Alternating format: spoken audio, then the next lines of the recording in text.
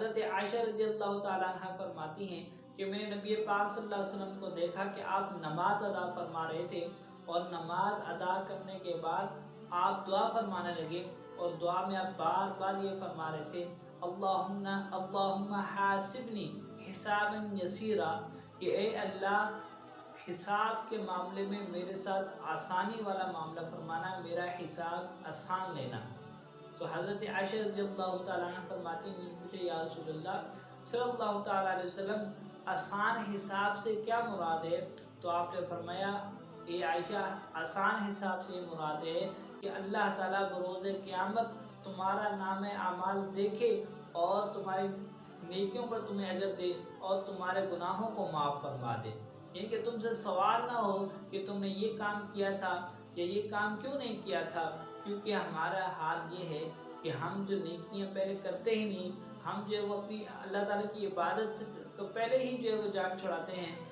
اور پھر اگر ہم جو ہے وہ جو نیکیاں کی بھی ہیں تو ان میں بھی ریاکاری شامل ہے۔ ہم اگر کوئی نماز پڑھتے ہیں تو ہمیں صحیح سے وضو کا طریقہ نہیں معلوم، اور پھر نماز کا طریقہ نہیں معلوم، اور جب نماز میں کھڑے بھی ہو جاتے ہیں تو ساری دنیا کی پریشانیاں اس وقت اپنے ذہن میں سوار کر لیتے ہیں،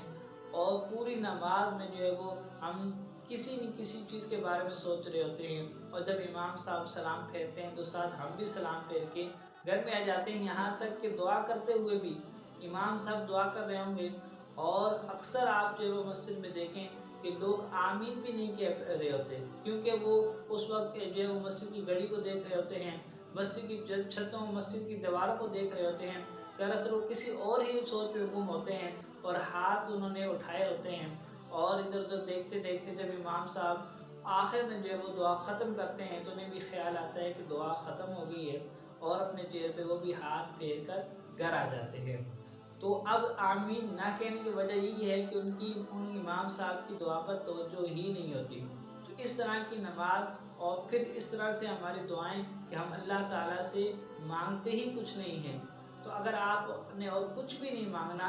اور نہ ہی آپ جو ہے وہ عبادت میں جیسے ہم سب ایک جیسے ہی ہیں، تو عبادت تو ہم سے ہو نہیں پاتی، تو اس لیے کوشش یہ کریں کہ جس طرح آپ دنیا مانگتے ہیں، جس طرح آپ دنیا کے لیے پریشان ہوتے ہیں، تو اس دعا کو یاد رکھیں۔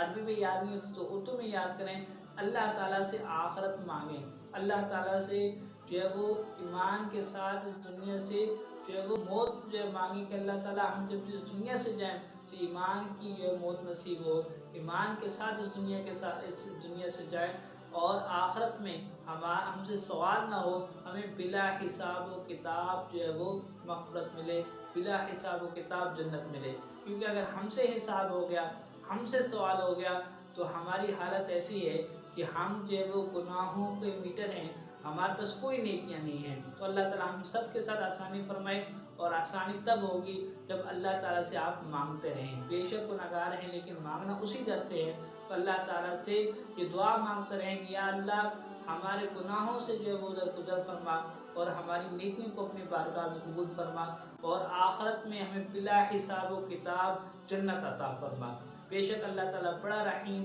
بڑا کریم ہے، وہ اس بات پر قادر ہے کہ ہمیں بلا حساب و کتاب جنت میں داخل فرما دے۔ تو اس لیے اب اس دعا کو اپنی روٹین میں شامل کریں کہ اللہ ہمیں بلا حساب و کتاب جنت عطا فرما، اور اللہ تعالیٰ سے امید ہے کہ اللہ تعالیٰ ہماری اس دعا کو قبول فرمائیں گے، کیونکہ جو شخص جس چیز کو بار بار مانگتا رہتا ہے، تو دنیا میں بھی اصول ہے، آپ اگر کسی شخص سے بار بار ایک چیز مانگتے ہیں تو وہ آخر آپ کو عطا کر ہی دیتا ہے، اگر اس کے پاس نہ ہو تو وہ مجبور ہو کر کسی اور سے لے کر دے دیتا ہے، لیکن دیتا ضرور ہے۔ تو اللہ تعالیٰ سے مانگیں کہ اللہ تعالیٰ کے پاس تو ایسی بات نہیں ہے کہ اللہ تعالیٰ کے پاس کوئی شے نہ ہو، اللہ تعالیٰ تو جو مالک دو جہاں ہے، تو آپ جو بھی مانگیں اگر وہ آپ کو یہ ساری دنیا عطا کر دے، اس کے جو در میں کوئی کمی نہیں ہے، وہ جو آپ کو جنت عطا فرما دے تو اس کے خزانے میں کوئی کمی واقع نہیں ہوگی، تو اللہ تعالیٰ سے مانگیں، بے شک جو وہی در ہے جو آپ کو